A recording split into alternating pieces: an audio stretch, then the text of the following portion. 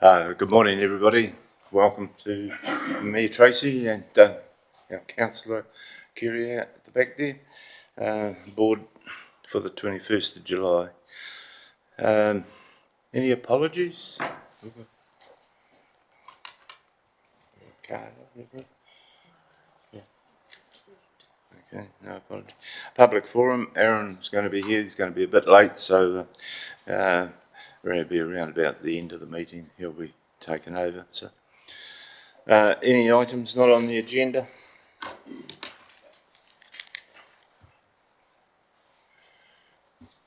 Any? Can we have an update on Otonga Road? And also, I drove Manga Road yesterday, the sealed section, and I'm very, very concerned about the state of some of that. What road was that? Manga Road. Manga. And also, where are we up to with the Riverdale Road?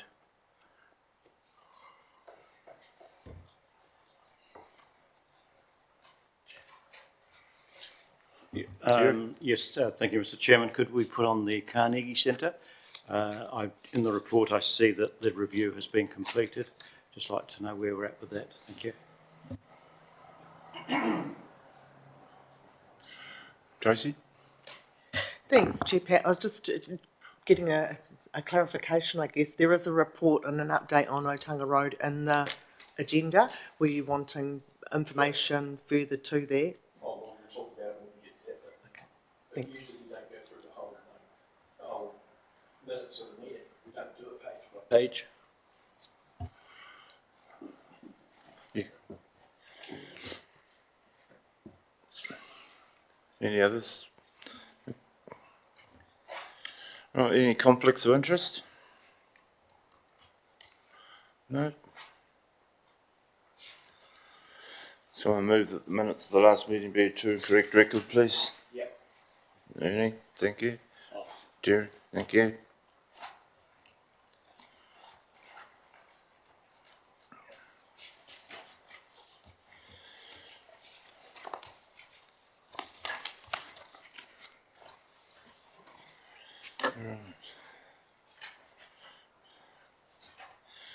So I move that the report for the Tauranga District for the 25th of June and the 9th of July be accepted. Thanks, Ron. Seconder. Thanks, Irina. Matters arising from those minutes?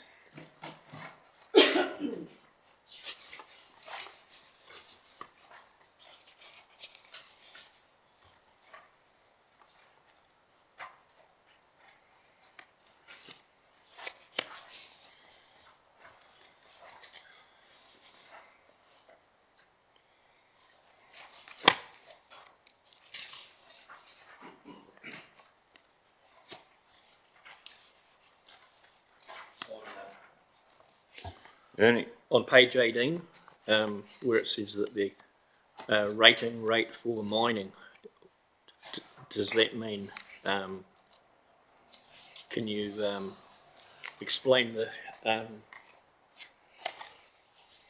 what mining will cover? Is it quarrying or is it deep drilling?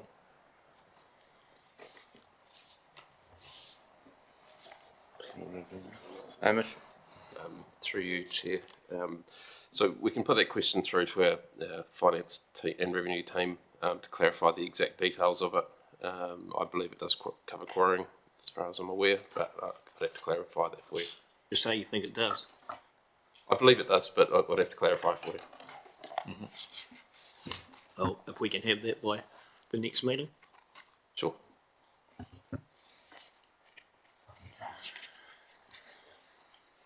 Any other matters? I was going to go through it page by page this time. Okay. Because I've highlighted quite a few things. On page 19, the amount of $1,071 for an inhabited property that's using water, and then if you don't use water, you're going to be rated $535 for water. Is that correct? So you're going to pay for something that you don't get.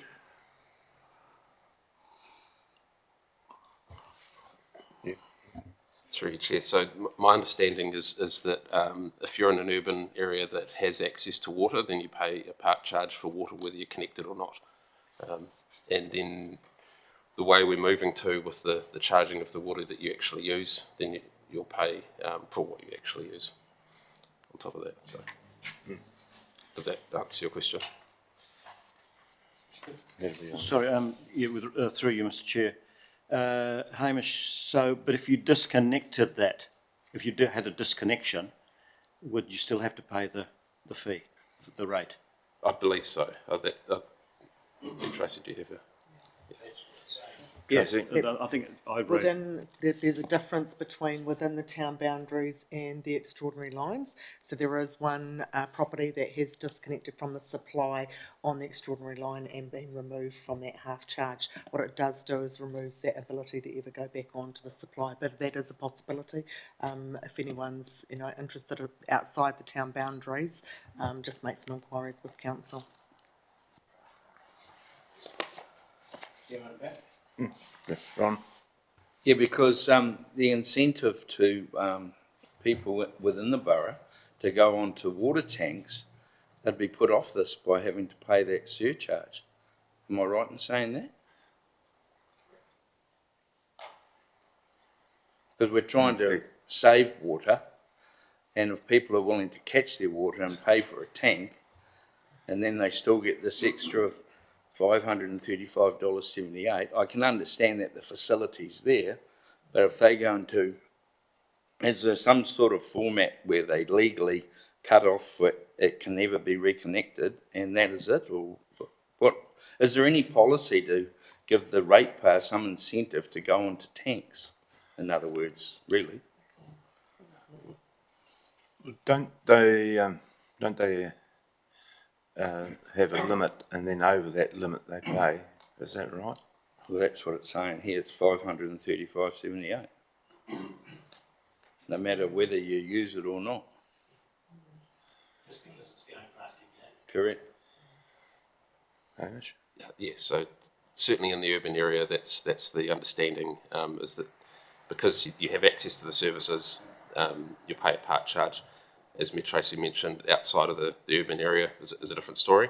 But yeah, certainly the ability to connect is where the charge comes from. Tracy? Thanks, Chair Pat. I think we've always encouraged urban properties, tanks for rainwater collection are really, really valuable. I guess the challenge for a property coming completely off the supply is what happens when you run out. So, water, toilets and things like that can be hooked up to rainwater, but very difficult to supply a full house on rainwater alone. Yeah. So, but if people are keen, people want to talk about that, they certainly can. But once you're off that, you're not paying for that, your portion of that infrastructure either. So, in my opinion, it would make it difficult to, potentially to sell a property going forward. Mm. Through you, Chairman Pat. Yeah, the incentive to go on to tanks, with that costing there, sort of, it's a bit of a negative thing, but I can see your point of view as far as that goes. But if and when the meters come in, it'll be user pays then. So it's a matter of time, isn't it? Yeah. The meters go on, for about a year, is it? Before the meters go on? Okay. Yeah, but the issue is there's people in town that don't want the town water because of the fluoride and all the rest of the crap that's in it. And surely if they want to go on to tank water, they shouldn't have to pay for a supply that runs past their gate that they don't use.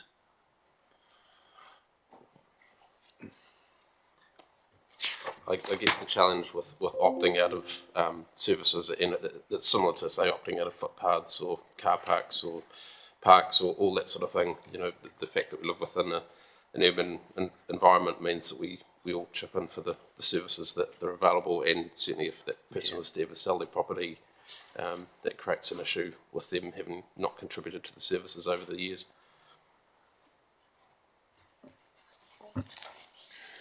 Mayor Tracy? Perhaps Hamish just might want to clarify, the water won't be charged through meters the minute that they're installed. First, it's to understand leakage and usage. Yeah, absolutely, and certainly we're waiting for the whole district to be on water meters within the urban environment before we transition to that type of charging. It's very difficult to have two different types of charging for our revenue team, so we'll get the whole lot installed, but what we will be able to do is provide that information through to users as soon as they get the meters installed, or very close to, so that they can start monitoring how much they use and make some decisions from there. Mm. 19, page 19. I'm on page 27 now. Oh, you've gone through then. I couldn't find anything in between there.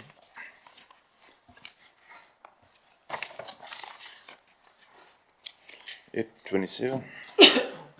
Where it's got the land purchase that was, can we know whether it's gone ahead or what's happening? I know it was done in public excluded, but has the process happened? Through your chair, Pat, the process is underway at the moment, so we're in discussions. Okay.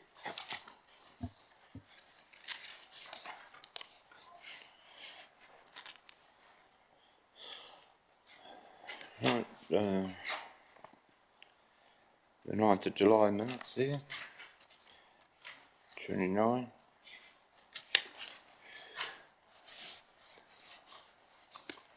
Thirty, 31.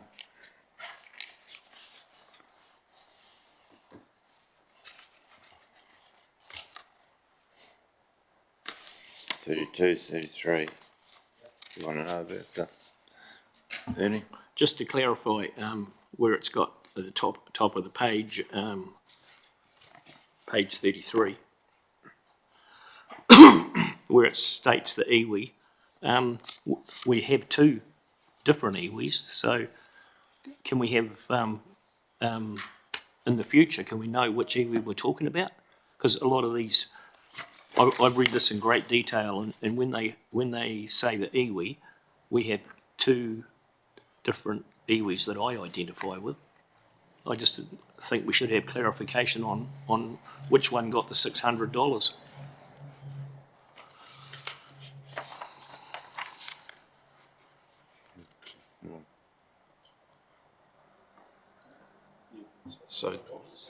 So you're referring to a submission made by Heather.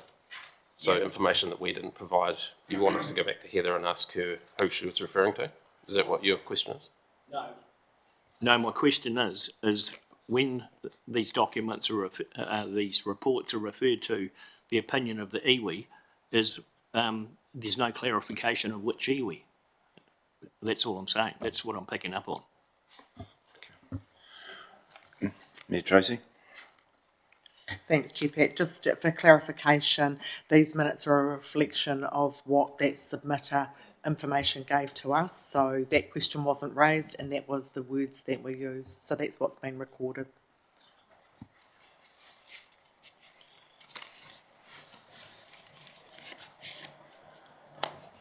$34.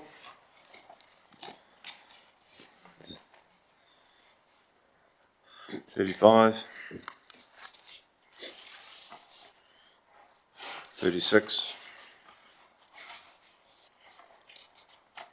37.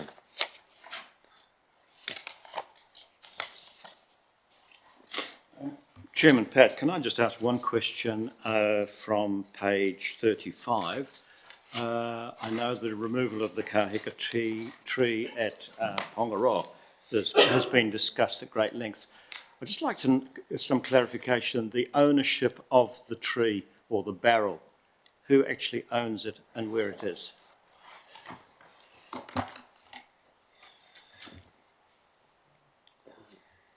Through you, Chair Pat. So I believe the tree was in a council reserve, so officially council, but we're just working through the end of that process. I think there's been some media release on the outcome of the investigations, and we were sitting with the remains of the tree. at the moment. Thanks, Hamish. Yes, there has been a media release on it in the Post, I think, just recently. So, yep.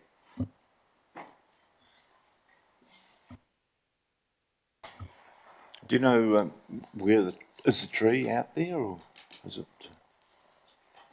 Sorry, I couldn't tell you Exactly. exactly where it is at the moment. Ron? Yeah, through you, Chairman Pat. Going back to page 29 with Dennis Wakely's on the submission on the reserve out there, I did watch it. The Mayor informed the meeting that because of health and safety, it was going to be addressed pretty quickly. Is that being done? Please? That was the instruction to the chief executive on the day. I'll follow it up with him. But there was also an instruction to contact the one of the programs to see if we could get people in there to do that work as well. Yeah. Right. Yeah, because I think what Dennis put together was a great thing for the community. Cheers, thank you. Just carrying on from that, when it was 2 years ago that Dennis come and saw us about it, and we all visited nothing's changed since then, and it's only now that submission's been put to council that some action's going to happen. So it's in a really bad state out there, and I'm sure that there'll be some volunteer groups that'll have to end up helping.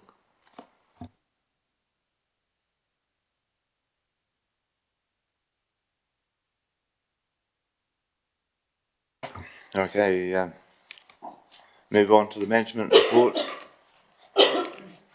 Someone move that this one report be accepted, please. Thanks, Erna. Seconded. Me, I'll second it. Are we doing this one page by page? Yeah, we'll do it page by page.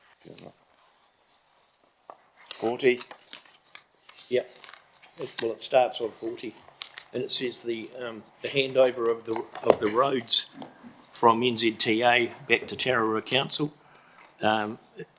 Is that right that it's been handed over as of the 1st of July and it's now Tararua's responsibility? Through you, Chair Pat, yes, that's correct.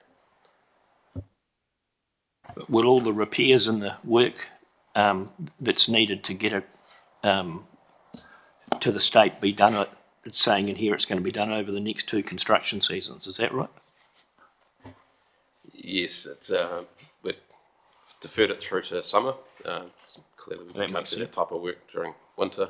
They're certainly going to try and get through most of it this construction season, but that's on top of their general work. So,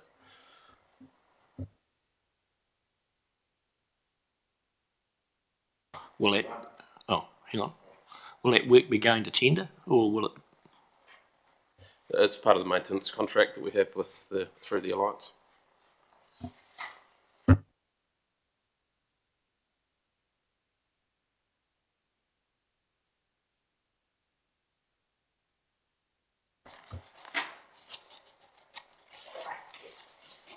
$43.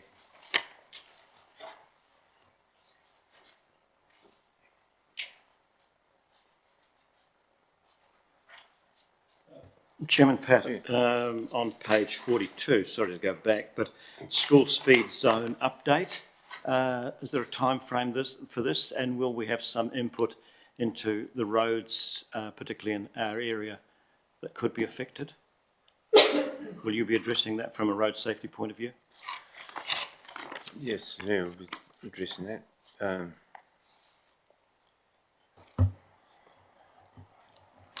Yeah.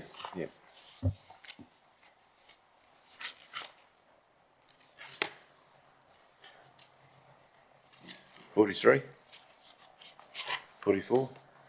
So on page 44, Makirikuri Road, and obviously outside the school there, and also Rohini School, is that going to be a priority?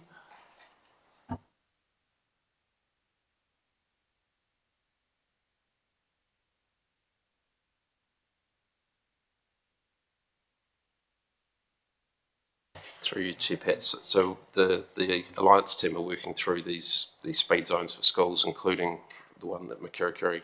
So the idea is to have it done by the 1st of July 2026, so this financial year, and then we'll certainly be getting feedback from the community boards and the community as to make sure that we've got the boundaries right and that it's all set up to work appropriately. So we'll watch the space.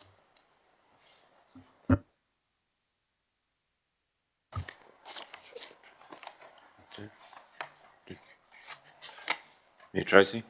Chair Pat, just on page 44, it does specifically address Makirikiri Road and Ruahine School, just noting that the changes to those two permanent speed limits, they're required to consult with the public over 6 weeks as well. So second and third paragraph on page 44 might be of assistance.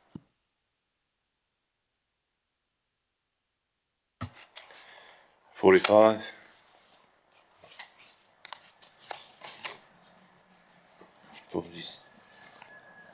46.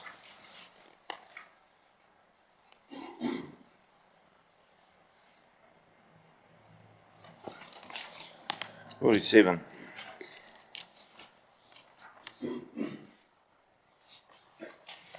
48.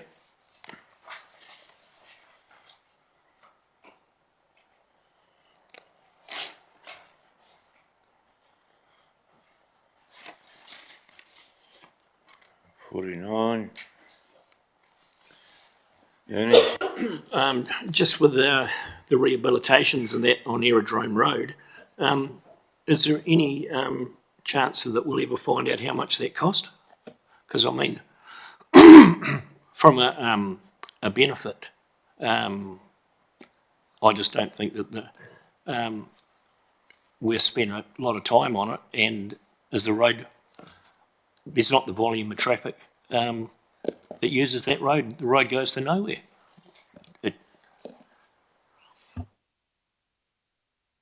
Through Chair Pat, so you're requesting the price for that rehab? I'm just interested to know how much money was spent on that road when it's not a high volume road.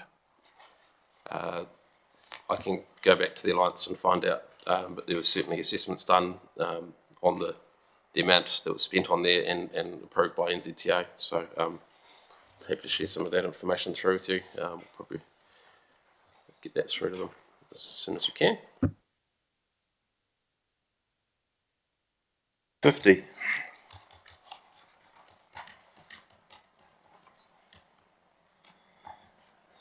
51.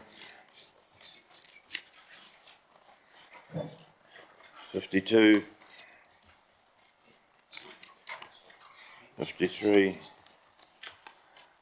54. Going back to 52, so we've recycled the bridge from Rakaitai Road and we've had a saving of 10 grand. That seems like a lot of money just to move an old bit of bridge. That's what you were wanting to know, isn't it? The item's not on the agenda. Is that it there? No. With the Otonga Road part, I was wondering when the whole job will be completed by. Through Chair Pat, so they're working through the tie-ins at the moment, I believe. Been told, so it's probably not too far away. I don't know whether they'll be able to seal the tie-ins, well, the abutments and things this time of the year. In terms of the bridge beams, it has saved some money, but it's also saved a significant amount of time, which has meant that we're able to spend money at the higher subsidy rate, which has saved the ratepayers an additional amount on top of that 10,000. So we have been able to recycle it, save some time, and get it spent within that subsidy. So, from my perspective, it's been a win. So.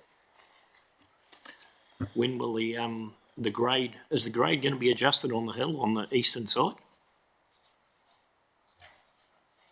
The grade of the road down to the bridge? There's a massive hump in it at the moment. I couldn't tell you the scope of what the bridge works is. I don't know whether that is incorporated in this work or whether it's part of general maintenance or not, but I could ask the question.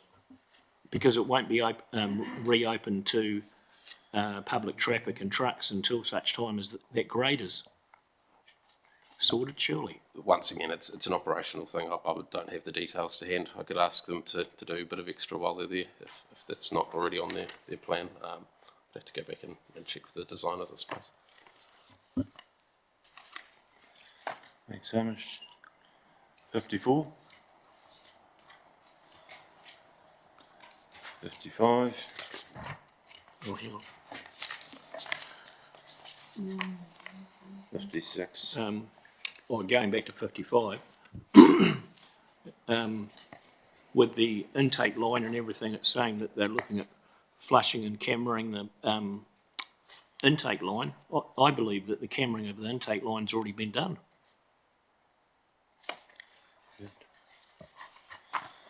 Through Chair Pat, so this is the intake to the Dannevirke impounded supply. So certainly in recent times there hasn't been cameraing work done there. We're looking at providing a bit of creating the option to be able to isolate it so that we can do maintenance and repair works. At the moment we can't switch it off as such to get in there and sort of clear out the intake. So the work that's going to be happening will make a difference in that space.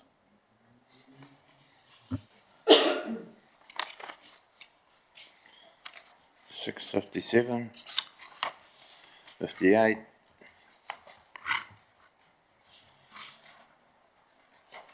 59,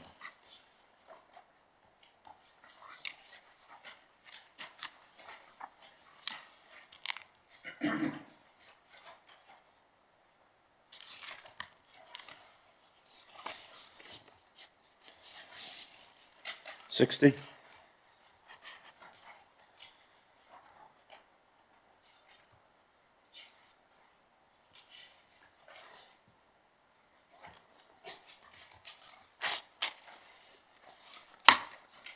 61. Yes, Chairman Pat, is there any progress on recycling for the Norsewood area? That was taken away, the recycling station. Through you, Chair Pat. So we're still investigating potential opportunities to put some new bins there. So that it's similar to the ones we have in Dannevirke, the dock bins we call them. We need to have a location that has a concrete pad, for example, and we're trying to find a space in Norsewood that we can do that. One of the ideas was down by the park on the Northwest side, for lack of a better word, but that's already been investigated in the past, and because it's too close to a stream, we can't put anything there, so we're just checking a few other options, but it's still on our radar, absolutely. Yeah, thanks, Hamish. Can I just raise with you also, Hamish, the contaminated recycling to the landfill? I mean, this is an ongoing problem, and you know, the tonnage seems to grow. It doesn't seem to get any less. I just wondered if there is any mitigation for this issue in process. Where are we at with it? Through you, Chair Pat. So we have a really good auditing process in place. So we have basically a person go ahead of the recycling truck and do auditing. We're still finding there's lots of people that are non-compliant. They're putting rubbish, they're putting fire ashes, all sorts of things into rubbish bins, and we're getting a little bit hard-nosed with them. So we're pushing back. We won't empty their bins. We're giving them a couple of warnings before we take the bin, but we ask them to take more bins off people and sort of force them to come and have that conversation with us before we give them the service back. Unfortunately, it's just a public education thing. We do have a program of public education, but it only goes so far, unfortunately. And this is the quiet season. So once summer comes around, it gets more busy, it gets worse. Thanks. And 63.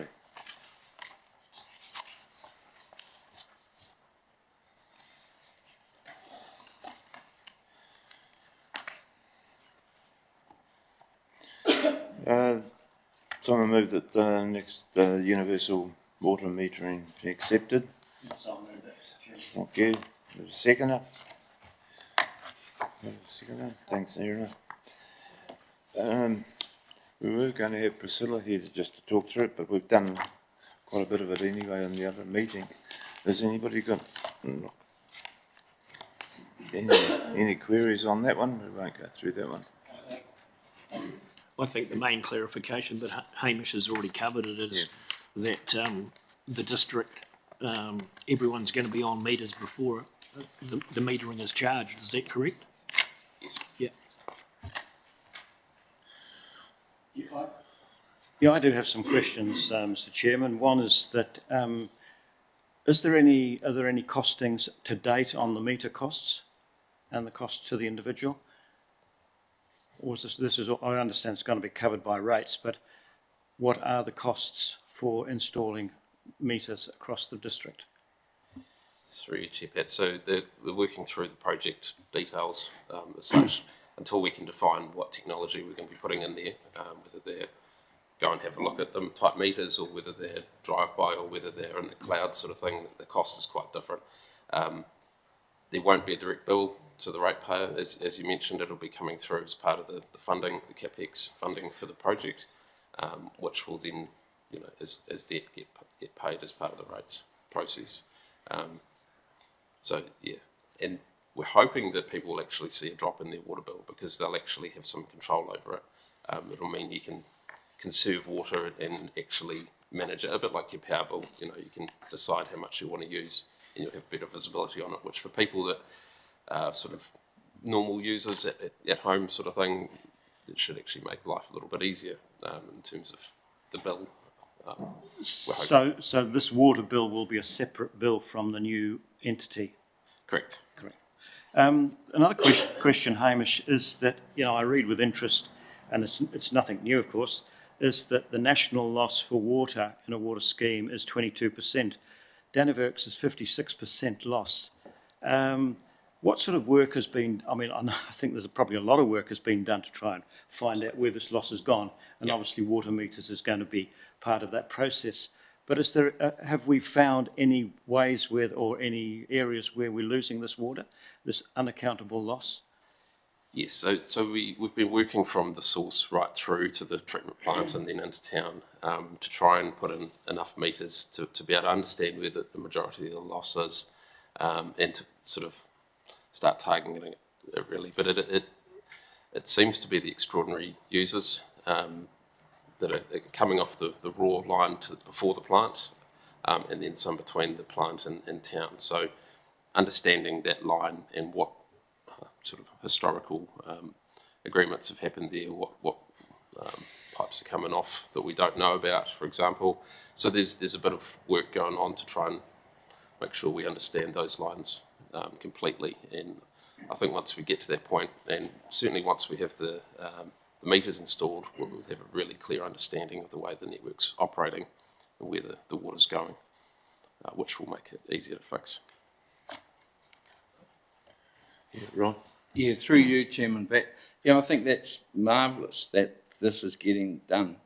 And so the window we're looking at would be 1 or 2 years, or if not shorter, because you do get ratepayers coming to you and say, why should we be subsidising people that, with honesty, that they shouldn't be getting the water? Also, a couple of years ago, I thought, what about an amnesty that you can give these people? You know, you've got 6 months to clean the act up, or otherwise we're coming to get you. Has that ever been thought of? I haven't heard that idea before, but right. Yeah, certainly within the next year or well, as we roll out the towns, the meters will get switched on and we'll suddenly have this very clear picture of what's happening. With the well, after, this is the 3rd year, we're now starting to turn a corner more positive for the ratepayer, isn't it? Certainly hope so. Thank you. Ron? Yeah, thank you, Mr. Chairman. Again, Hamish, the communication plan for the rollout, when would, it's probably in the report, but when would you see that starting?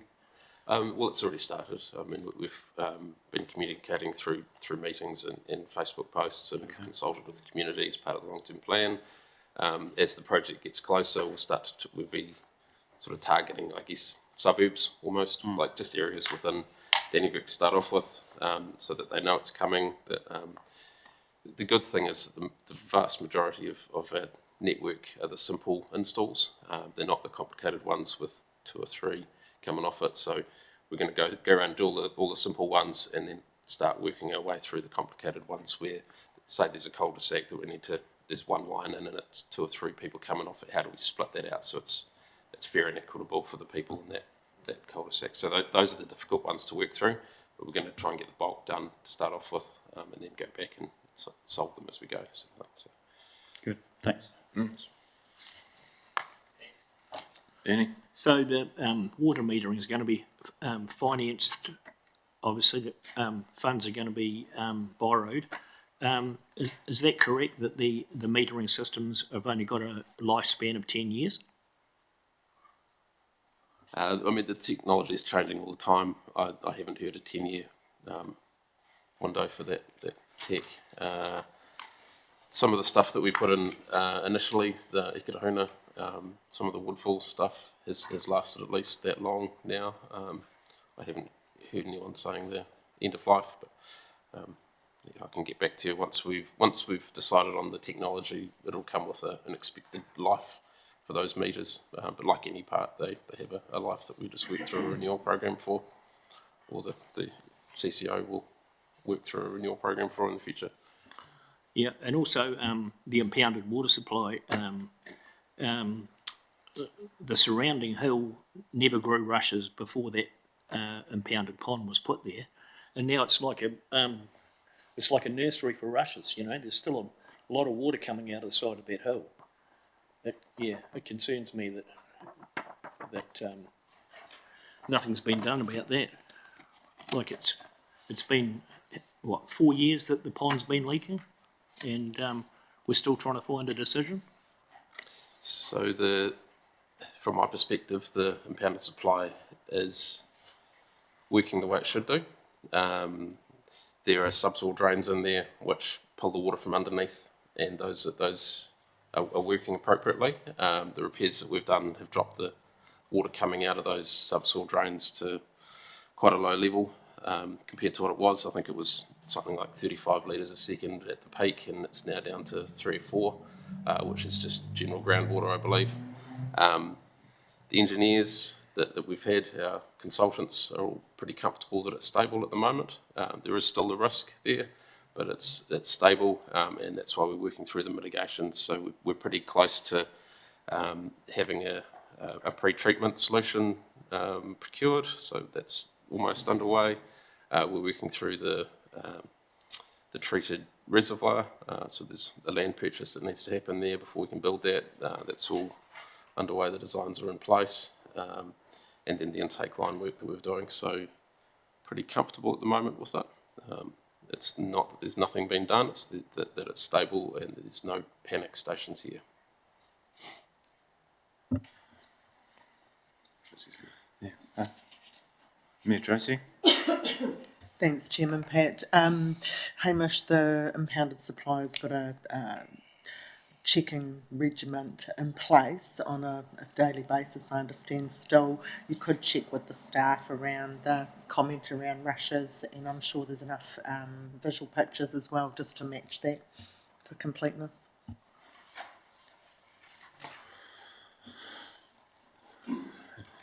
And also on the intake line between the filtration gallery and there's a pine plantation, and there's a lot of pine trees growing on top of the water main. Is that going to be addressed?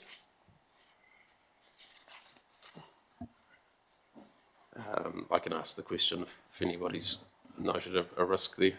I haven't checked that one. Not aware of that one personally.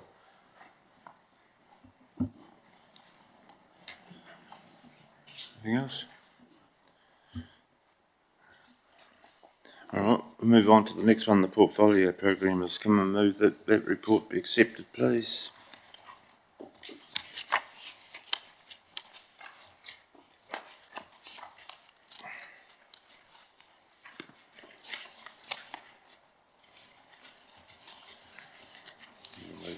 Got a seconder? Thanks, Aaron.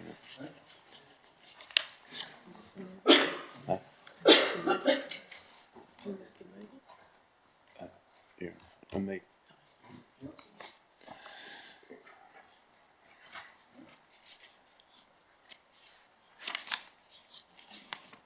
Any questions on them?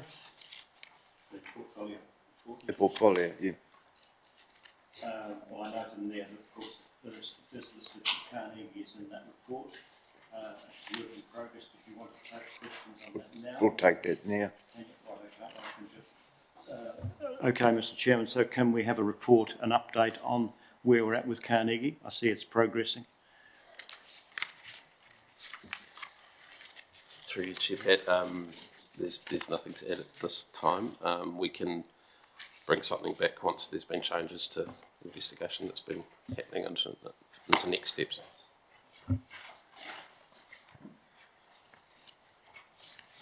Any further questions?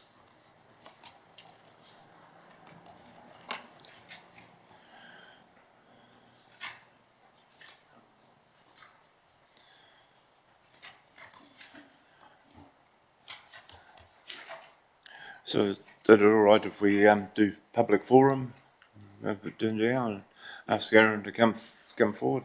Aaron. And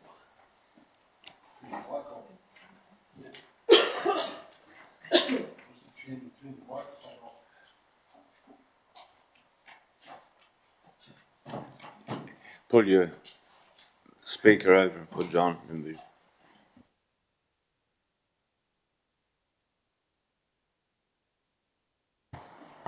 Oh, morning team.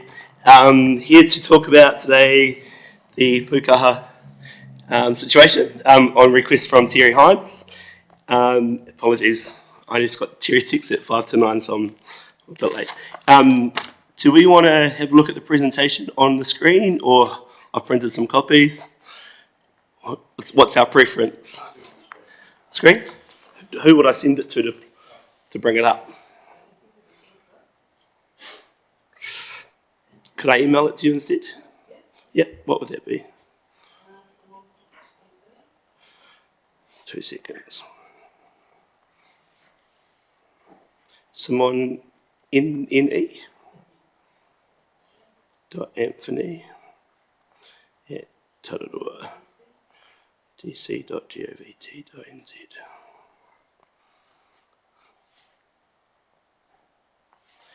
So this will be a bit of a double up for those who have had this presentation a few times, but Terry thought it was important, so let's do it. And happy to take any questions when that comes through.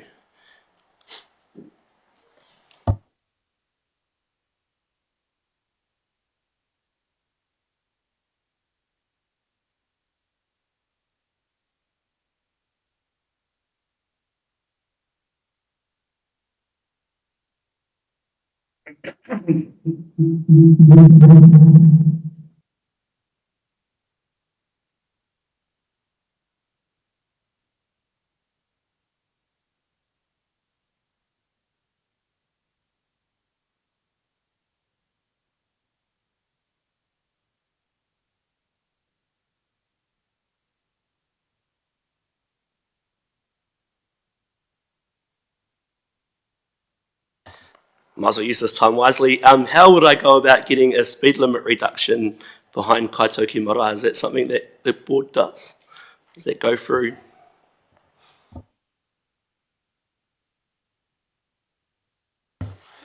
Through you, Chair Pat. Morning.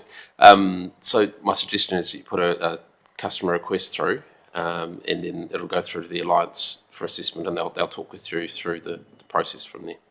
That's cool. Thank you.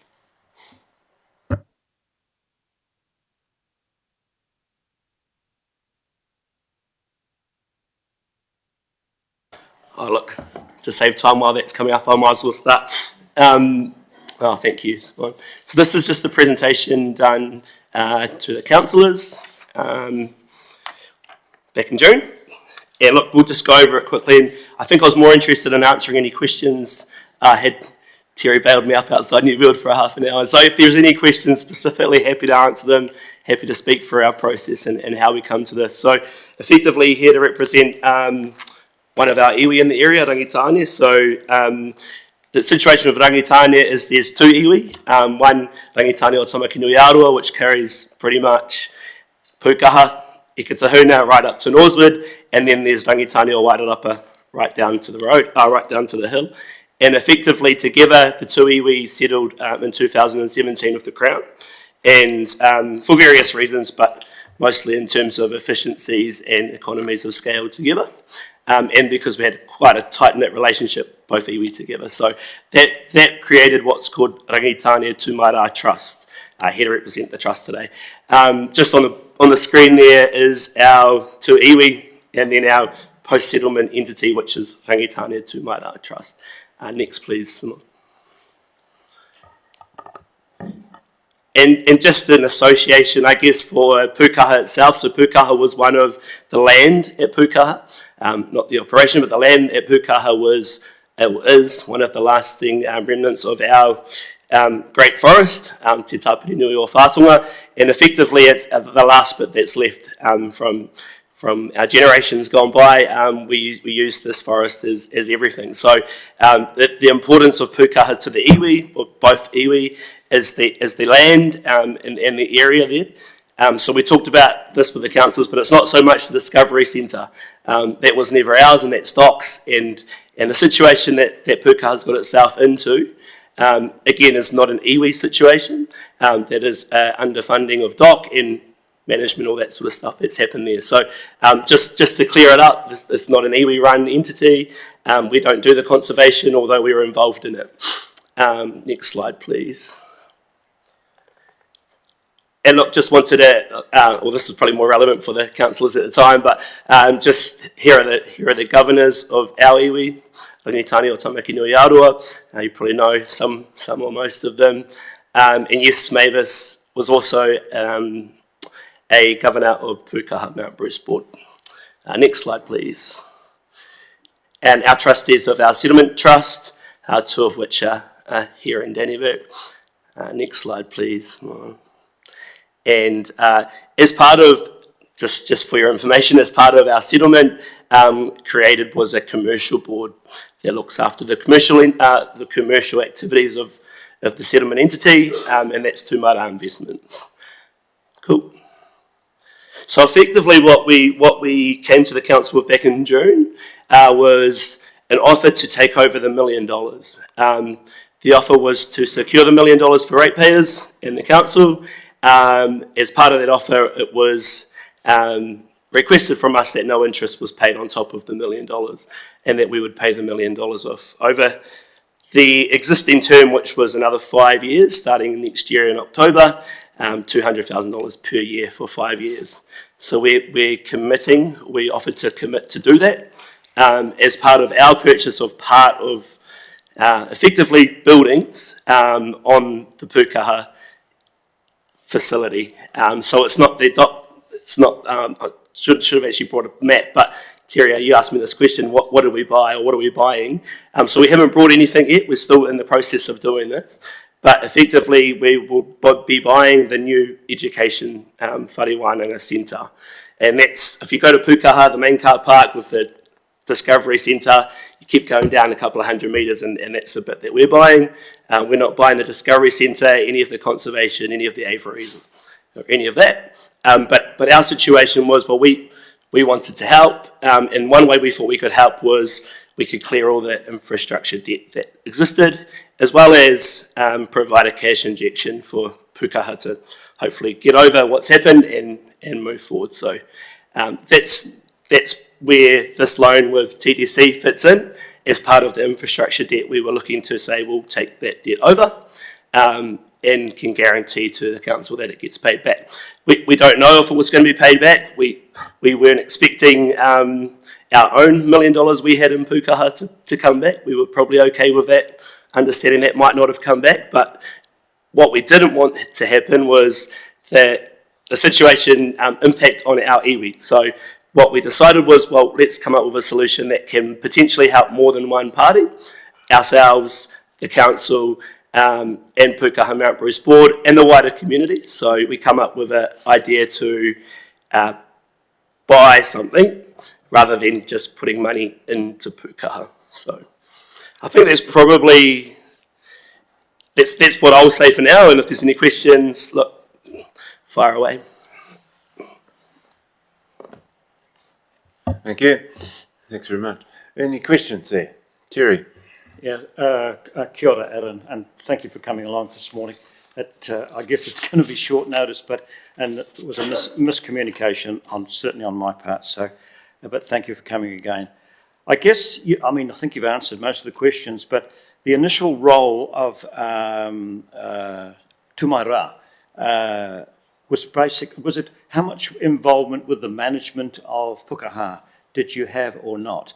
I think there's a fair bit of misunderstanding and misinformation about the role of Tumaira Trust and Rangatani in the process, and I think that should be cleared up. And I think there's, as I say, there's been a huge amount of media coverage on this issue.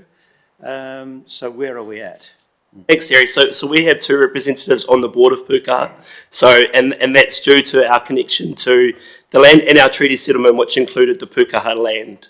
That was subsequently gifted back to New Zealand. So it came through the settlement process and gifted back to New Zealand, and Doc then took over. So Doc is the owner of the land. Doc is in charge of appointing the Pukaha Mount Bruce Board, and everything that goes with the Pukaha Mount Bruce Board and the facility is effectively connected with Doc. Our connection is really our 2 representatives we have had on the board, and we're still to appoint 2 new representatives to the new board. Apart from that, in terms of the management, day-to-day running, we don't have any involvement apart from those 2 representatives that are in the governance roles. So, Aaron, when it hit the media about the removal of the doors on the aviary, etc., that was Doc's responsibility? Look, I can't speak for Doc or the Pukaha Mount Bruce Board. However, they were aviaries for conservation, nothing to do with the iwi. Thank you. I think that's a point that certainly needs clarifying. So when you take over the wharewananga, how will that be funded? And what is the process for that? The funding of the purchase of it, or you? Well, I'm thinking of the long term. So what so Rangatani Tumaira Trust will own the wharewananga, correct? I understand, Terry. So effectively, we talked with the councils about this. This is an investment, so we're treating this as a legacy purchase. In terms of will it fund itself and will it make money, we don't know yet. We're still working through whether that's the case. This was more of a legacy investment to, I guess, like I said earlier, make sure that our situation is the best it can be, and then Pukaha Mount Bruce Board is supported. What we are working with the Pukaha Mount Bruce Board at the moment is a joint operating model for both their complex, our soon-to-be our complex, and how they'll work together. So effectively we're saying no one will know that they're separately owned, will work together. You'll book through Pukaha and everything will just be as it has been, we'll just have different ownership. We haven't got to the nuts and bolts of what that looks like yet, Terry, in terms of there might be a lease in between, there might be some sort of situation like that. We haven't quite got there, but we've got a few meetings this week to start hashing that out. This still hasn't happened, so we still haven't settled, and we're hoping it will happen in the next few weeks. We've got a few different parts to bring together still, including the TDC line. We haven't quite got that together yet either, but we're nearly there. Ron? Morning, Aaron. How are you, mate? Hey, the question is up there. We're not in a position to pay the interest on top of this offer. Who pays that interest? And what is that interest? How much is that going to come out to over 4 years? Maybe a question for council. So has anyone got any figures on what that's going to cost the ratepayers? Please? At today's interest rates, the calculation's 146,000, which averages out to $25,000 a year as a ratepayer cost So it's going to cost the ratepayers $25,000 per year. 2 5 years? years. Okay. Oh, well, because that's something I think that needs to be advertised and explained to the people of Taurua, well, Dannevirke especially, and Taurua. So that'll be good. Yeah, so you reckon is it inflationary or is it set? It would depend on what the interest rate is, but calculating today, that's what we're estimating. And will it be set at that though? If the interest rate changes, Yep. that amount will change. So it's as well. open. Okay. Thank you. So are we Really? saying that we're going to write off the $146,000 interest? We're going to borrow money from local government to lend money for free. Is that what we're basically saying?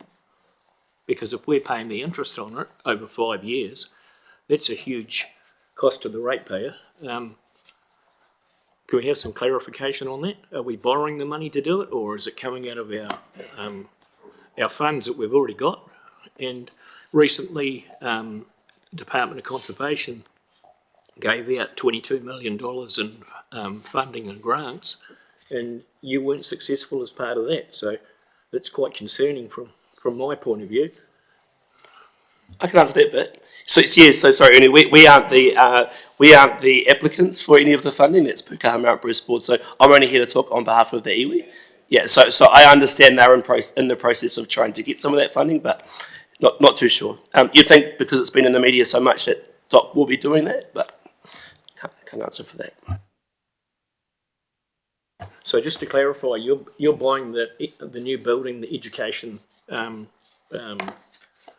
facility that's been built, that obviously when it was built, it blew the budget, and you're going to pick it up and run with that. Is that correct? Yeah, that's correct, Ernie. Yeah. Any other questions? I don't know whether it's certainly not to do with Pukaha. Aaron, is it okay to ask about progress for the solar farm? Yeah. So at the moment we're just waiting for it's called a PPA, power purchase agreement, back from Brian. So we're pretty much ready to go in terms of the installation. There's some surveying that's been done, and it's just the final bits of paperwork, which I've asked for an update this morning on as well, but not too sure where that is. Right. No, thank you, Aaron. I just want to add one, just in terms of our request not to pay interest. I think it goes to a couple of things. First thing is we wanted to have a joint solution for Pukaha. We didn't want to wear all of the solution. But for us, we have a work line ahead of us. We've only settled, we're not at a large iwi, nor have we had the settlement for a long time. So we've got housing that started. We've just started our first 10 house development. There's lots of things we had to do. We've got on our work plan as an iwi that now we're doing this pushes back for our own people. So our own people are expecting things that we've said we're going to do, and now multi-millions of dollars are going somewhere else. So any extra dollar we had to spend, we were having to really explain to the people that we represent, the members of our iwi, why we're paying more than we might need to pay. Where it comes to the interest, we are ratepayers ourselves, multiple properties within the whole district, so are our people, so are our descendants. However, I guess from my point of view, and from the trust point of view, is that we wanted to share the load with TDC. Yep, we'll secure the $1 million, make sure it gets paid, and we can do so. We've got security and all that sort of stuff in place. However, we didn't want to do that, as well as taking money away from other projects, $146,000, that we thought we should share. So it might be a little bit cynical to say, but I think that it's fair that it's a shared solution for Pukaha and not the iwi wears at all. And I know there's been a lot of that around social media, that sort of stuff, which is fine. I think from our point of view, we are happy we can do the $1 million. And it might be $1 million that we might not have seen in this area otherwise. Thank you very much, Aaron. Thanks for coming in. Yes, I know you're a busy man, so thank you very much for that. Right, so move on to general assistance grants. we're going to have to decide what we're going to do with these general assistance grants. We have got some things of what we should be doing, which I believe is quite a good idea. Is we're only getting what 17,000, so we have to have some that like the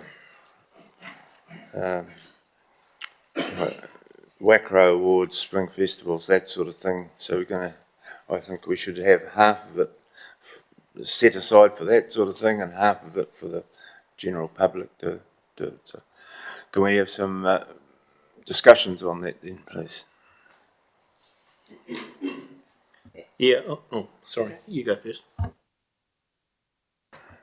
So I've had a good look at this, and we've discussed it as well as a group a while ago. There's a couple of things I was thinking of putting a limit on how much we give, so that we can share the money around further, since there's not as much. So that there is no limit on how much we can give, apart from at the moment it says 6,500. But to one individual, there should be a limit of how much we give, so that it can help more people out. These are just my ideas. So is it all right if I just float them and then we can discuss them? Or do you want to discuss that now? Yeah, we'll discuss that now, but okay. What we've got to decide is that we're going to do half what I was saying, half to the people like for what we do, and half for the general public. Is everybody in agreement with that? Or a third? Or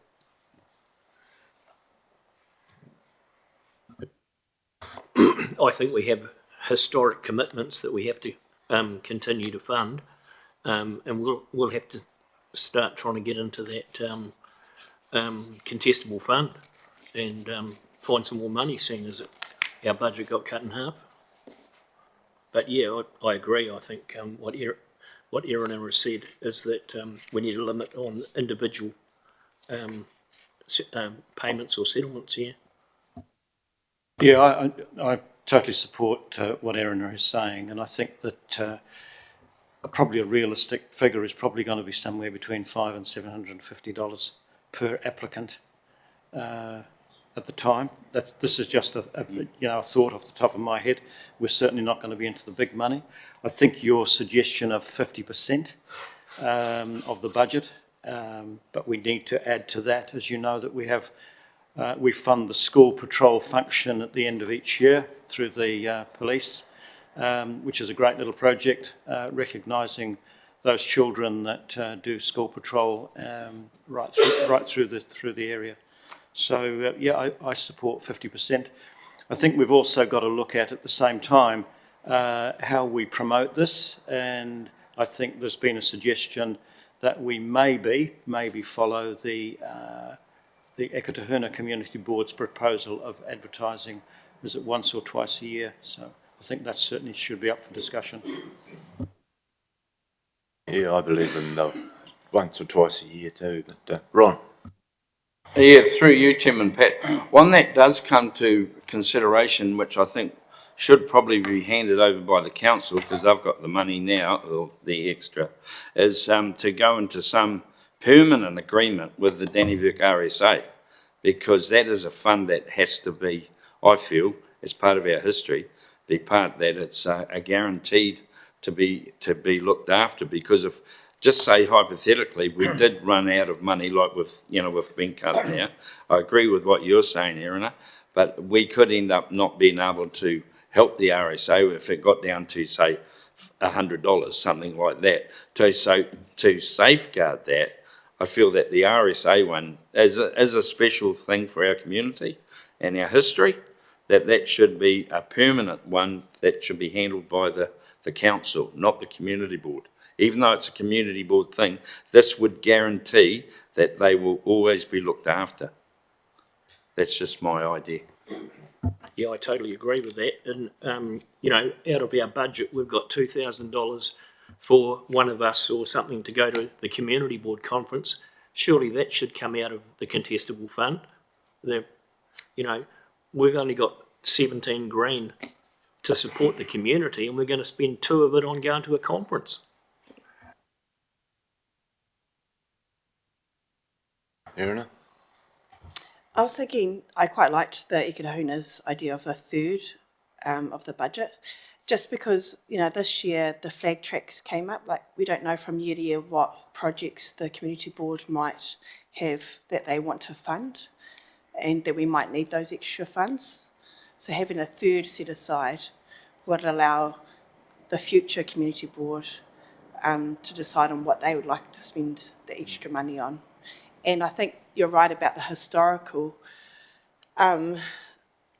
We need to add some more to this list if we want to do the patrols, then that needs to be a permanent one. Or if we want to do the RSA, that needs to be a permanent one. So I think you need to go through that list, which we have done before, what we want to fund. We've had the RSA, on the permanent list. We've had the Anzac wreaths and armistice wreaths, the Wacros, Market Day. Any? I don't think there's any money owing to them. We wouldn't do them. So this the school patrol, yeah. So there is a few there that we need to be on our side. So we want those all the time on one side, and then the rest of the money on the other side goes to the public. Through you, Chairman Pat, that's what I mean. We need to, I agree with what you say, we need to have that as a policy that we safeguard that these people will always maintain and get their money from the community or the community board or the council, but it must be maintained. Also, I believe that people can give us, we can't distribute money until the time is right, till, like it might be the end of August, that's when the people do it. We can't have people coming in and saying, we'll give you $200 now, get it in line, so we know exactly where we are. Fair enough? Yeah, we're going to have a 3-monthly or 6-monthly funding round. Is that what you're saying? Like every 3 months or 4 months or something like that? I don't know whether we're getting the money monthly, but we should do our own money like we've got in Kitty. Yeah, but how often are we going to receive applications? You mean the 17,000? Yeah. Or 15,000? No, I don't know. I mean, that needs to be clarified, how often people can apply for funding. Oh, yeah. Is she there? Oh, okay. Hi, Ellie. Morena. Just thought I'd pop into the meeting. So I've been watching online because I've been dealing with people coming to the counter instead today. Understand the board's been discussing having people on a permanent list for support from the board. And I just wanted to remind the board that the community board or any council, they can't commit future community boards to decisions. So a future community board may decide that they want to do things differently. So they can always change. If you decided you wanted to fund certain organisations, that can always be changed by a future community board. So I just thought I'd just pop in and just make that point. Okay.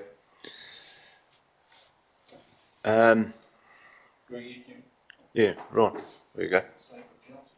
Through you, Chairman Pat, I agree with what you've just said, Ellie, but that was the idea if the council picked up, especially the RSA one, and made that, they take that away from the community board and it's a council recommendation, not a community board one. And I agree, yeah. Yeah, just a reminder about the contestable fund was set up so that there weren't permanent, as it were, recipients. It's always funding. There's 2 funding rounds each year through the contestable fund where all members of the community have an equal chance to apply for funding. There's no permanent recipients like there used to be. Yeah, well, that then actually opens it up to a different community board could actually turn around and say to those different like the RSA, sorry, we're not going to give you any money. Is that what you're saying? Yeah, okay. Thank you. Thanks, Ellie.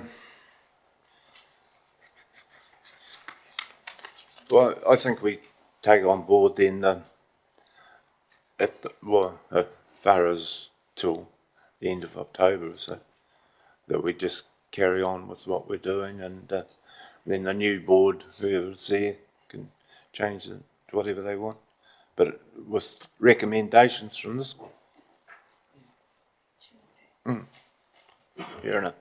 Just another thing in the paper, it said that we would go out for applications in August, September. The only thing I thought about that is that's the same time as the contestable fund. So I think you'd probably wanting to look at a different time of the year. So that wasn't clashing with the contestable fund applications. When's that contestable? It's only just had it, haven't we? Yeah, there's 2 rounds, 2 rounds a year, and the first one is in, this next one's in August, which will be at the same time as us. Yeah. You're right, Ellie?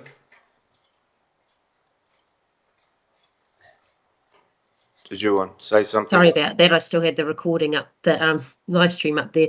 As I've put in my paper, I was proposing a system similar to how Ekatahuna Community Board are running, is where you have at least one funding round, because the Community Board receives its budget on an annual basis from 1st of July, and anything not spent by the 30th of June is zeroed off. So propose that at the beginning of the financial year that you have a funding round, and you set aside, and my proposal was to set aside 1/3 of your funds, because that would leave sufficient for the other activities that you wish to run, and call for applications which are advertised, and people must apply on the application form like they have been in the past, always asked to fill out the appropriate form and attach the appropriate, financial statements, etc. And then the board receives all those applications and sits down and considers them at one time. Now, if all of your funding that you've set aside for the year is expended through that funding round, then that's the only funding round. But if you still have money left from what you'd set aside, then you'd have a further funding round. But you must do it at an early enough stage so that all funds could be uplifted before the 30th of June. I hope that clarifies what's intended in my report. Yeah, no, that's great. Thank you.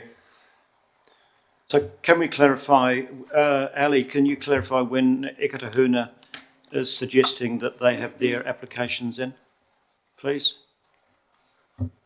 Their applications are currently being sought. It's up on our website, and it's going in, can't remember if it was today's paper. So their applications, they're actually out there seeking applications, and they're running sort of a month ahead of you. So theirs will close before yours. I mean, not a month, sorry, because they opened their applications after their meeting, which was last Monday. So that's slightly out of sync with what you would do if you were going to open yours for applications.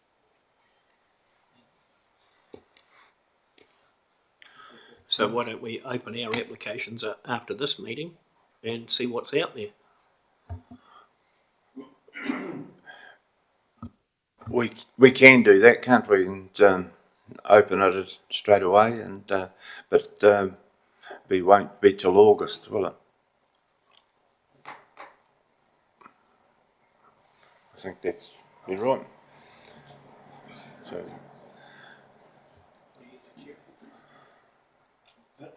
You're going to be on a tight time frame, aren't you? yeah. So if you don't have them till August, it's almost going to be the next board's responsibility for the allocation. Yeah. Am I right? Yeah, right. So if I can just clarify, if you have a look at page 100 and, what was it, 66 of your agenda, in paragraph 6.3, I've put in there, it's proposed that the closing date for applications be the 29th of August, and that the applications that are received are considered by this board at its 15th of September meeting.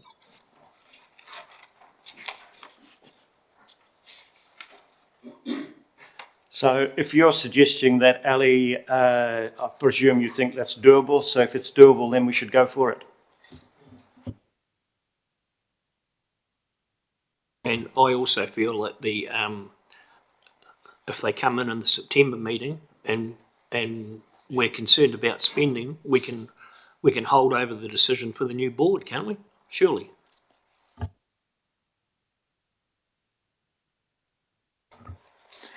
When's the end of the year? When's the end of the year for that money?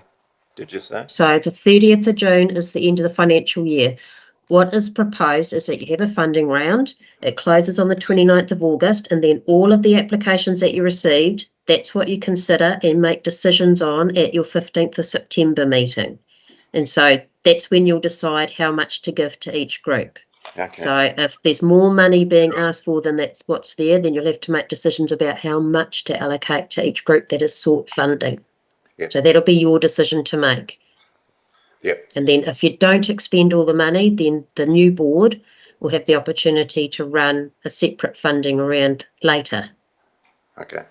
Thank you. Yep. But, and we'll go with Irina's, just so people don't get over too much money and get it, a limit on it. Would that be right? What's that? Everyone probably should think about what the limit should be, whether it's 500 or Yeah. Terry's suggestion of 750. So that we set that in place for Ali so she can get the application sorted. Okay. Thanks, Ellie. Mr. Chairman, I would just move that then applications be up to 750. Yeah, I'll second that.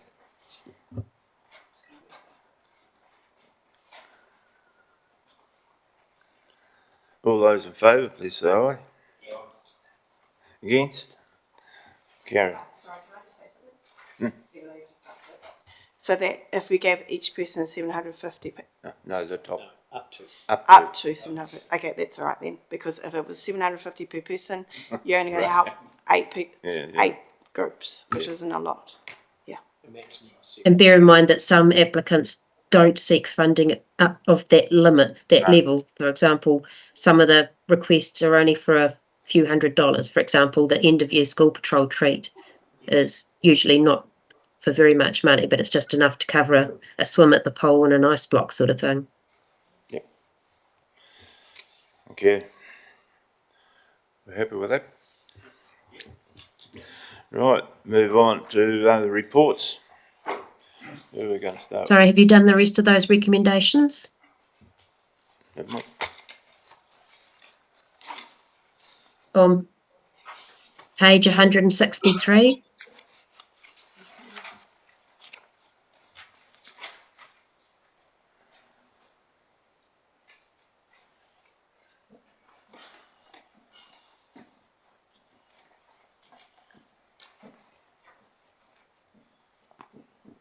I can move those recommendations, Pat, if everyone's happy with that.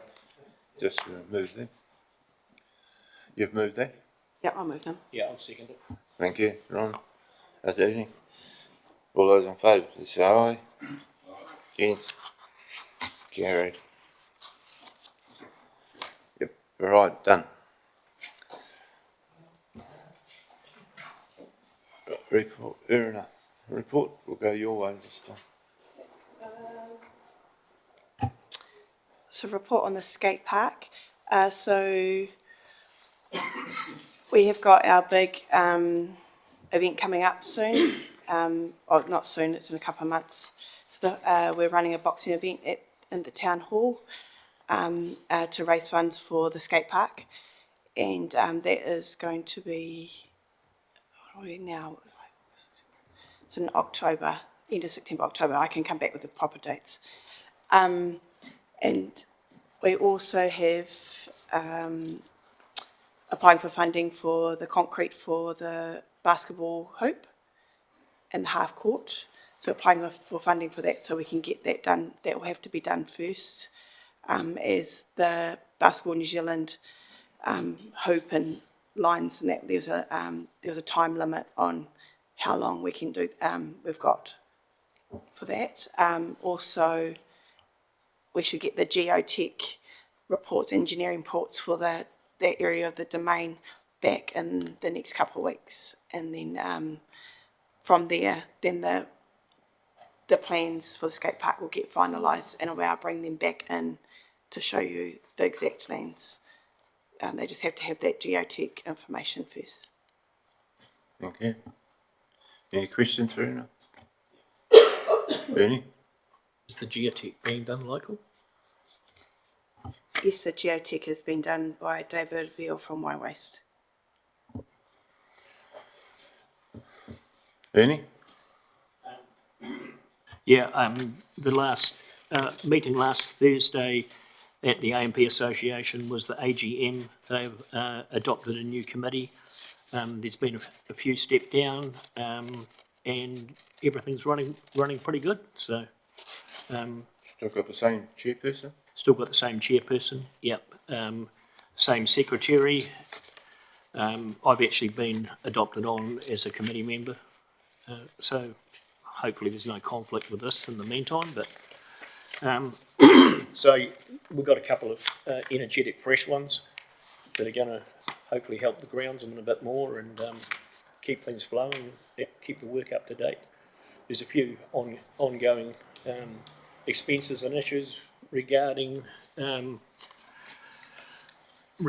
maintenance and bits and pieces, but there's also talk on the table about the sports centre, the sports club being sold or leased out and all that. So there's a lot of things that are open and happening and going on, but special mention needs to be done about the Matariki celebration that was done there. That was absolutely fantastic for the town, and I think Kānunu needs the pat on the back for that. That comes from all of the committee at AMP. That's it. Well done. Ron? Yeah, through you, Chairman Pat. While we've got the mayor here, we had a meeting with the brass band concerning the historical claim. So, what did we come out with on that, Mayor Tracy? What was the suggestion we were going to do? So the Dannevirke Brass Band are going to seek a second opinion from community law just around the legal agreement that is in place, and I've also got one other within council that I'm questioning just there. The other option is that the brass band could charge for their services at Anzac services, but we're just waiting for that second opinion at this stage and working with them. And yeah, through you, Mayor Pat. No, Mayor not Pat, quite. yeah, that's good. Not quite. A couple of months' time. Not yet. 3 months' time. That got a bit of humour. I'd just like to thank the Mayor for coming along and showing that they've sort of felt that they've been left behind on the 8 ball on this one, but as we assured them, they're not, and it will be addressed as time progresses. The band itself's in good stead, and we are very lucky to have them. And I know this is not, well, it's part of my little thing going on, but the Rose Garden ladies and the garden team down there, fantastic job. It's looking better and better. Sunday was cancelled due to weather, but again, a bunch of people that are community minded and giving back to the community. So a big shout out to the Domain team. Thank you, that's me. Jerry? Yep, thanks, Chairman Pat. Right, starting with the Vehicle Trust, very much business as usual, but we're seeing this last month an increase once again with the patronage of the vehicles around town. Just to advise that our AGM will be on the 12th of August at REAP at 7 o'clock, so all are welcome. The Chamber of Commerce after fives. The last after fives that we had, of course, which was here, called Myth Busting, that was extremely well received by all of those people that attend, and we've had some pretty good reports back on that. Next after fives will be next week, which will be at REAP at 5:15, 5:30 onwards on the 29th of July. And then on the 26th of August, we will be having an after fives at Mitre 10.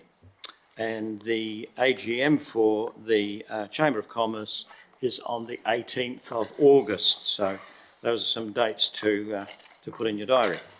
Right, I've put out this morning an invitation to people to attend the Lamison Buchenwald Memorial Project. You know, this is the project which has been ongoing for the last 2-3 years, a memorial which will be put in place, hopefully down at the Domain, near the cenotaph, to recognise the late Phil Lamison. So we've made great progress with that. Project planning and management is up to date, and we are currently working extremely closely with council, our council staff, to ensure that that all runs smoothly.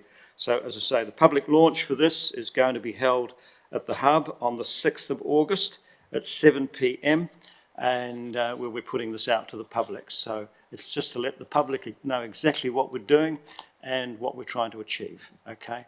And we hope to have this project wrapped up certainly by the middle end of next year at the very latest. Thank you. Any questions for Terry? What's the association with Buchenwald? How does that name get in there? Buchenwald is the prisoner of war camp in Germany, Ernie, okay? Right, road safety.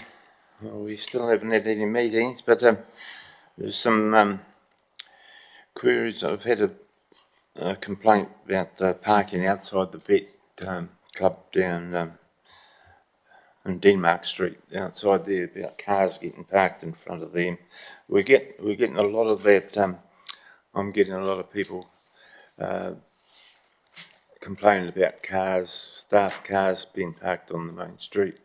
I tell them to, I go to probably try to tell them to get off the street, but they just seem to carry on with the parking. So with this one, I've told they're going to put a sign up, put some sandwich boards to say that it's their park and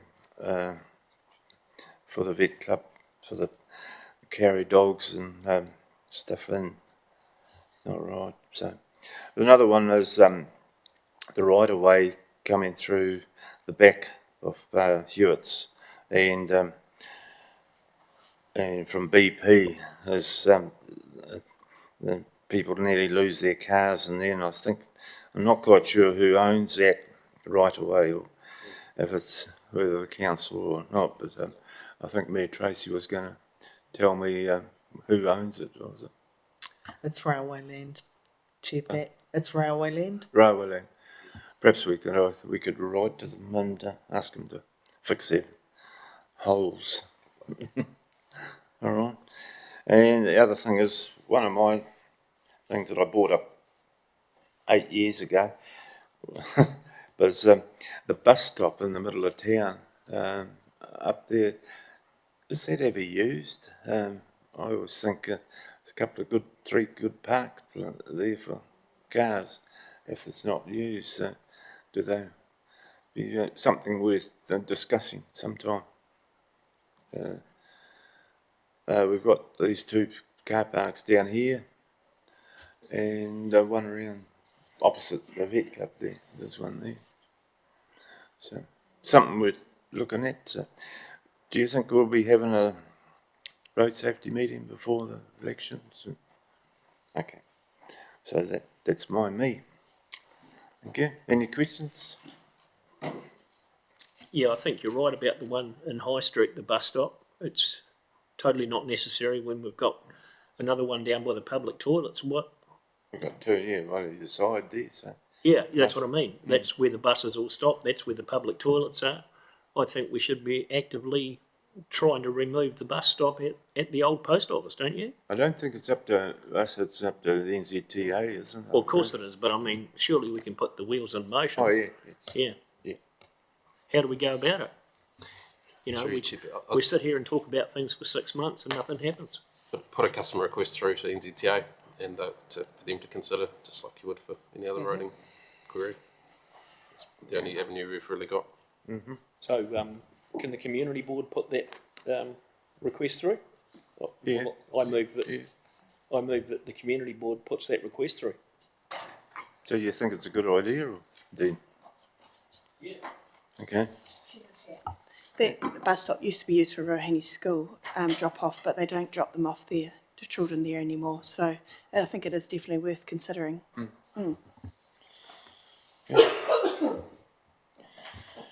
Right. Correspondence. You got any correspondence?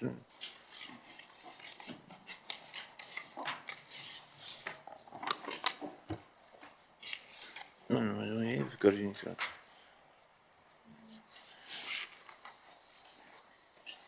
Well, we'll move on to discussion items anyway. The WACRO. Now, the WACRO, when judging day, Terry? Is that correspondence in there from Dannevirke Community Board? The main report, sorry. No, I got that. Somewhere here. The main report must have been in the correspondence. Can't find it.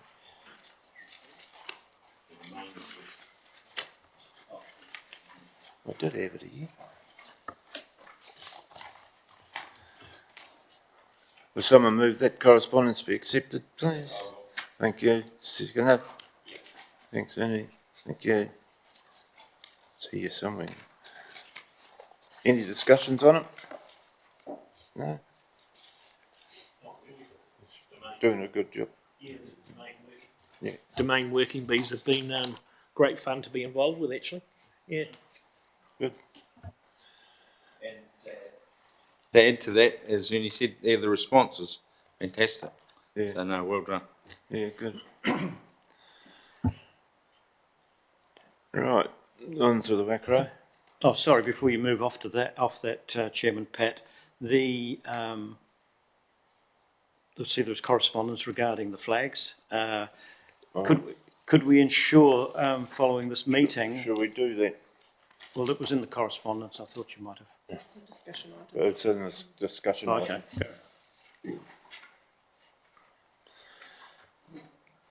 Right, WACRO. Yeah. Yeah, WECRO's all on track. Judging will start on on Wednesday morning. We'll be meeting at REAP. Oh, you're meeting at REAP? Sorry, meeting at the council, I beg your pardon. Yeah. Yeah.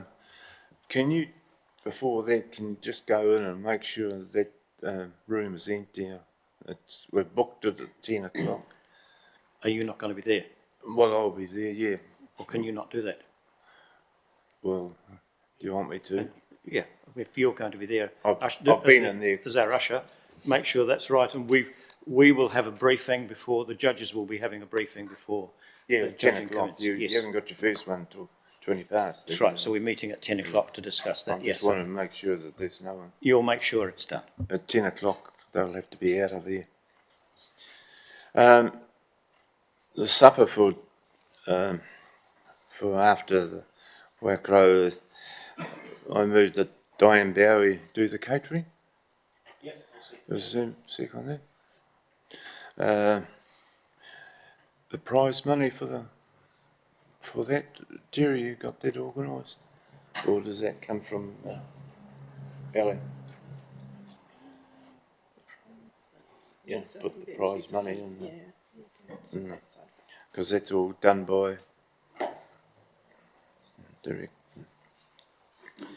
Do we have a little look-alike checks that get presented, or what happens? They have a certificate that's done that. So.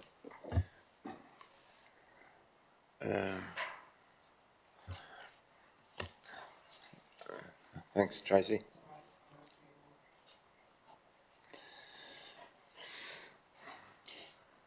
Nothing else, right?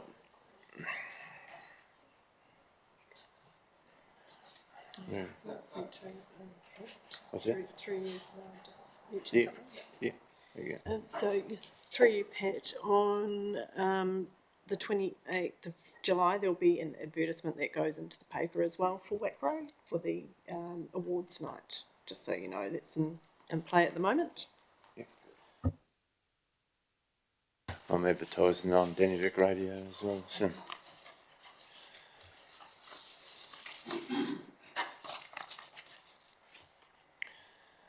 The Spring Festival, yeah, we're going there. Has everybody got their, all I need is, perhaps we can do this after the meeting, just to, so I can write it up on these, so I know what's going on. The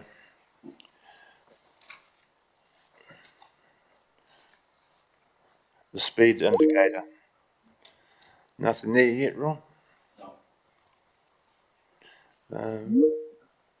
Do you know anything about the speed indicator? Maybe it's kind of soft. What's that? The live stream's just ending. Oh. She's back. Yeah. You had a question about the prize money? Oh, yeah, yep. Yeah, so your guidelines for the award set out how much that is, and that comes out of your budget. So we organise that here at council, so you don't need to worry about that. No, I thought you would. Yep. No, good as gold. Thank you. Was there 3 prizes, first, second and third, plus there's a prize for everyone else? Is that right? That's correct. Mm. Yeah. Okay. Grace. Oh. What we were up to there? Through you, Chairman Pat, going back to the Smith Street speed indicator, that's been going now for nearly a year. So, and we still haven't got any information on it. We were told it was going to be June, wasn't it? Yeah, we went there not so long ago, and they said that the joker there didn't know anything about it. Right. And he was going to get on to it, so. Because there's been CRMs put in, there's been. Yeah. Okay. Yeah. Thank you. I'll follow that. Thank you. Appreciate it. Stories and get back to you. Yeah, cheers. Now, flag tracks. That's what they look like. I suppose you'll look to them. So, huh? I love the design of those flags for the Spring Festival. That just looks nice and bright and welcoming. They're great design. The only thing about that is whether I've got a lot of prices here. Whether because these people are the True Honey Company are sponsoring the flags. There is 2 types of flags. One's a wee bit better than the other looking one. You know, it's got more. Do we take the plunge and get the dearer one, or do we leave it to? When you say they're better, are they more durable? They'll last longer. Yeah, they'll last longer. Shouldn't that be up to True Honey how much money they spend? Well, we've already done that right from the word go, which is the smaller amount. But I think we could probably get through with them, with the other amount.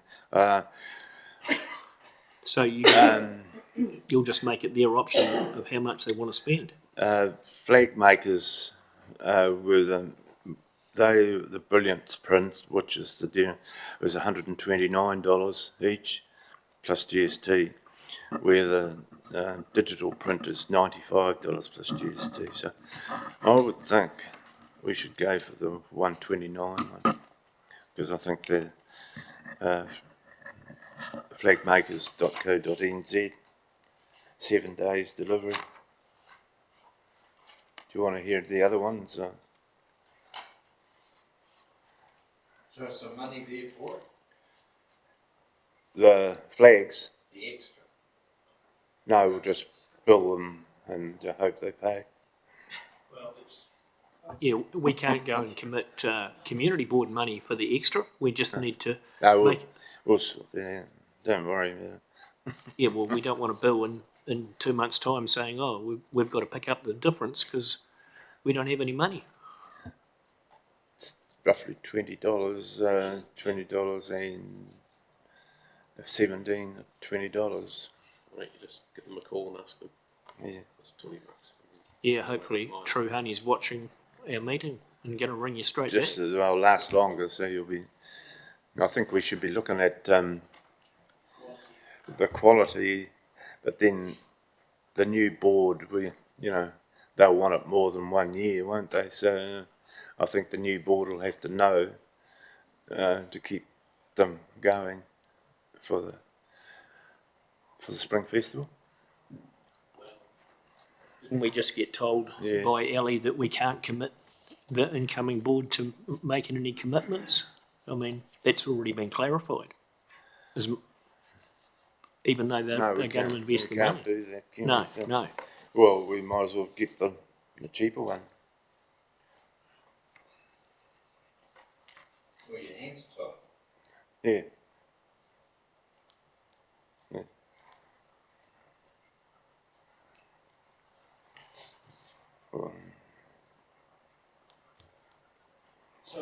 Chairman Pat, does not the individual fund the flags? They pay for the flags? Or are you saying the community? No, we've already paid for We've paid for the Spring Festival, we've already paid the tracks. the tracks, but the Yeah. flags themselves? Flags, we haven't, True Honey's paid for it. Correct. So should that not be up to the individual what flag they purchase for advertising their event? Yeah.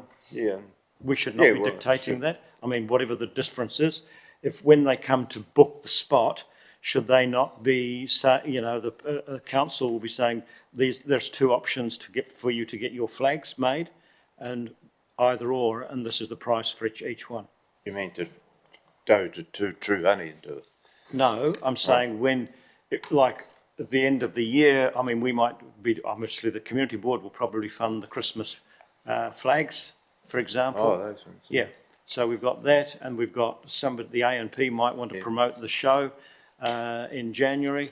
It will be up to the individual organisation for them to make a decision on what flags and what they want. Yeah, they And then want. they'll buy them. Yeah, from yeah, whoever. they want. But I'm only talking about True Honey ones at the moment. Correct. So, but should they not be given the option where to go? If you've got two prices. Yeah, okay. Yeah, totally. And they also need to understand it doesn't mean that it'll be their flags next year, does it? Is that what we're saying? Yeah. We can't commit to say that their flags are going to be up for 5 years, can we?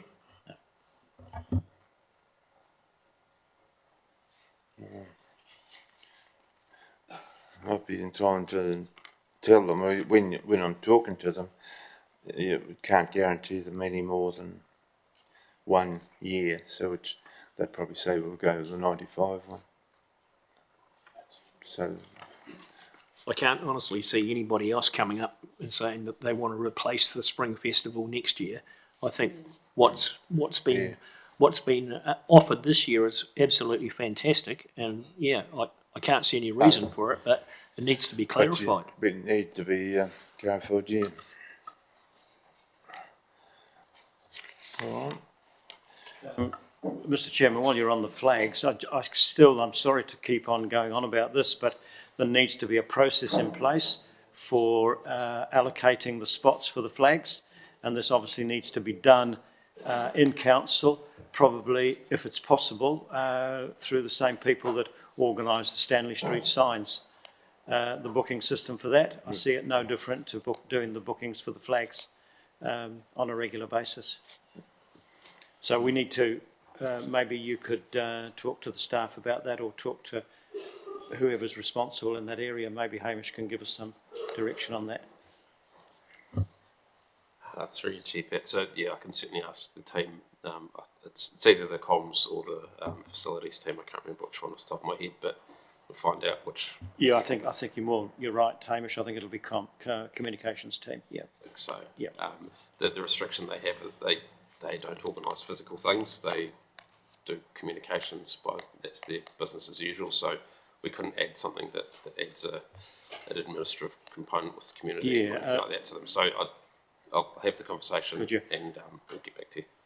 I mean, currently Nigel does the bookings for the signs on Stanley Street.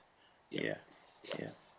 But in my mind, that should probably sit with the facilities team Okay. because it's a facility. It's like a booking of Okay. a council facility rather than a comms task. But Nigel's kindly filling that gap at the moment. So I'll find out and I'll get back to you. Okay. Right, we've also got a plan there, you see, of where the flag tracks are going to go. There's 21 along there where the dots are, on your, which we're going to have to drop 4 out. So I want to start at the top anyway, because as you come into town, and probably down at the bottom, but there is a couple there that need to, we won't be able to put on one of those poles is through the facade of 123 shop, and the other one one opposite, I think it's canteen, or it might be down here that this one's leaning, and I don't think they want to put one on the leaning one. So, Mr. Chairman, can I make a suggestion that you negotiate this with the providers and work out suitable spots? Obviously, they've recognised areas which are not suitable, and obviously we won't be putting the flag tracks on those poles. Yeah. So if you can work with those, that'd be great. okay. Also, the Spring Festival one, is, go back to there, is printing of the pamphlets. I've been to Palmerston to get those where we got them printed last year. For 3,927. So, but I think there was meant to be more than that, wasn't there? Mr. Chairman, can I make a suggestion that have you explored all avenues locally instead of going to Palmerston? This can be done through Sign and Design. It's where organisations I work with get a lot of pamphlets printed. So, just a suggestion. Okay. Sign and Design, where's that? Aerodrome Road. Oh, Yep. Paul. Okay. Yep. No problem. Right. Electronic sign, Town Hall. Terry, do you know anything about it? Yeah, I've recently been contacted by Carsten from the communications area, wanting to know about the setup for the sign above the town hall here, sign which we installed a few years ago now. So the process for managing that, I think they're looking at trying to find out what happens with it. Yeah. I believe that Nigel now is in charge of getting that up and running. So, Can I just add a little caveat to be very careful with that sign because it's not compliant with NZTA's rules. So we've had word from them that it's on their radar because you can see it as you're driving down a state highway. It has to meet certain font sizes and the amount of information that can be on there because anything they deem a distraction is a hazard. And it's the same challenge we had with the town signs, say, coming into Woodville. If the font size isn't quite right, or it has to be within these certain parameters, otherwise it's a real struggle. So don't expect that we can put in big amounts of info on there. the joker we bought that off, he got the okay from, so he reckons, From NZTA? NZTA. So there'd be sign makers in Palmerston North. Oh yeah, well you might need to certainly chase that up. If you have any information on who that was or who may have that approval, then I know who it was. if they've had that approval, then we can use that. I suppose he's still working there. But At the moment, with I think Carsten taking that on, it's a risk. Nigel is, Nigel, they yeah. tell me. Yeah. But you can guarantee that the rules through NZTA have changed as well. Yeah. Like when the sign was purchased, there was probably X, Y, Z, and now there's something else. 3 or 4 years ago, isn't it? Yeah. It's great when the goalposts move on us, isn't it? Yeah. So to add to that, before we waste any more time we need to get the perimeters of what we can do with that sign, and if we can't carry on, the sign will have to go. I'll have a chat with the comms team. Yeah. Because it's right up there at warehouse, they should be able to. And go to Find LTSA, Is that right? NZTA. Yeah. NZTA, yeah. Thank you. So how did the school who you arranged, how did they get away with it?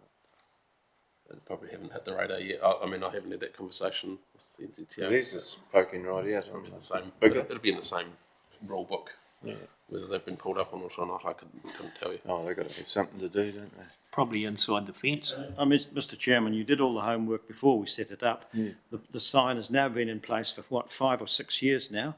You know, and without incident. I think that's part of the conversation which we should be having with NZTA if it comes to the push. It never caused the crash like the one on High Street on, was it Friday night, when the 4 cars were involved? Yeah. It was the other side of the sign. Right, Thierry, renaming. Ron? Could someone give me any information on how we're going with that, please?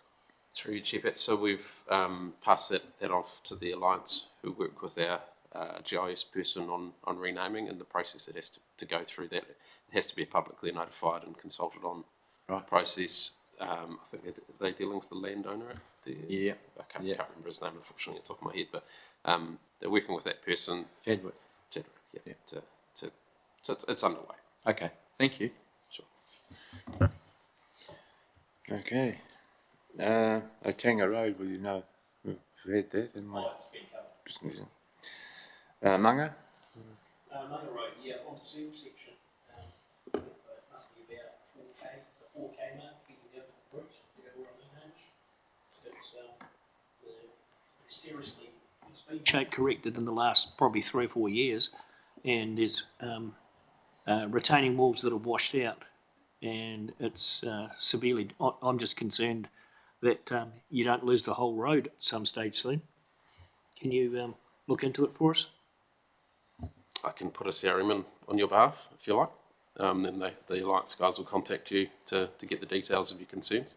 I don't investigate roading issues. So No, well, there was that many. Staff to do that. There was that many paint marks out there. I assume that it's already been reported, and Yeah, I had a look in the CRM system while we were sitting here, and there's no CRMs in for that road at all. Isn't there? Not for the past 12 months. But they may have work planned there. Certainly if there's paint on the road, that generally means they're at least looking at it. Yeah. But I can find out whether there's something planned as a start, and then if not, perhaps they can give you a call, see what your concern is, if that's okay. Yep. Thanks, Hamish. Riverdale Road? Yeah, Riverdale Road's the same. It's like that flood damage was what 2-3 years ago, and if that road goes, it's going to be a huge inconvenience to the eastern side of town, and if we can have some indication of when the work's gonna start, like the residents are on our case all the time saying, "What's happening? Have you run out of money?" I said, "Well, we don't get to know that sort of thing. So, can we have an update?" I'll do the same sort of thing. I'll check in to see what work's planned there and when it's planned for. I know they're looking to wrap up all the emergency works from Cyclone Gabrielle this financial year, so if it's on that list, then it'll be done this year. But I'll get back to you as well. All right. Anything else? Have we got any?